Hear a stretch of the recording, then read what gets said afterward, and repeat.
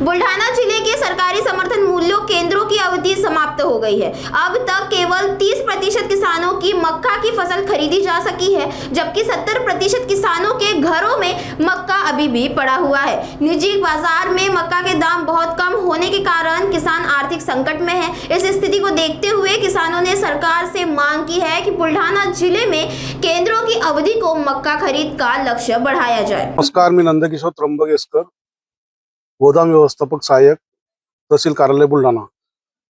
हमी भाव मका खरेदी केंद्राच्या मंजुरीनुसार मान्य जिल्ह्याच्या आदेशानुसार आमच्याकडे 30,000 क्विंटल मका खरेदीची नोंदणी झालेली होती। त्यापैकी आज 21,690 आतापर्यंत खरेदी झालेली आहे।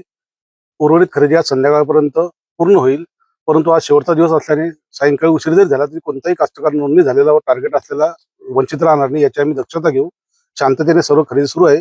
शासनाला विनंती आहे की उर्वरित शेतकरी जे राहिलेले आहेत, ज्यांनी नोंदणी केलेली आहे, त्यांचा माल सुद्धा या खरेदी केंद्रावर खरेदी करण्यासाठी मुदत वाढ देण्यात यावी व टार्गेट सुद्धा वाढवून देण्यात यावं, अशी माझी गोदाम व्यवस्थापक सहाय्यक म्हणून नम्र विनंती आहे।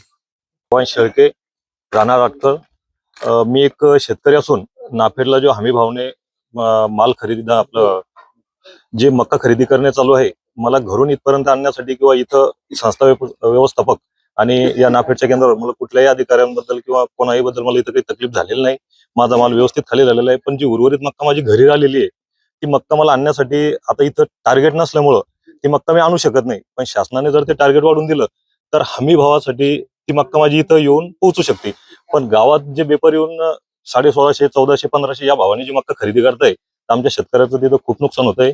आणि जे इथं संस्था चालक आहे की धाडचं सेंटर म्हणा किंवा इकडं आपलं टेकाळे भाऊचं, कोरडे भाऊचं यांचं जे चालू आहे इथं, त्यांनी व्यवस्थित आमचा माल एकदम खाली करून घेतलेला आहे। आम्हाला कुठल्याही प्रकारची त्यांची तकलीफ झालेली नाही आणि जे साहेब लोक पण आहे त्यांनी पण आम्हाला व्यवस्थित इथं मार्गदर्शन करून आमचा माल व्यवस्थित इथं खाली करून घेतलेला आहे। नमस्कार, मी धाड सर्कलचा शेतकरी।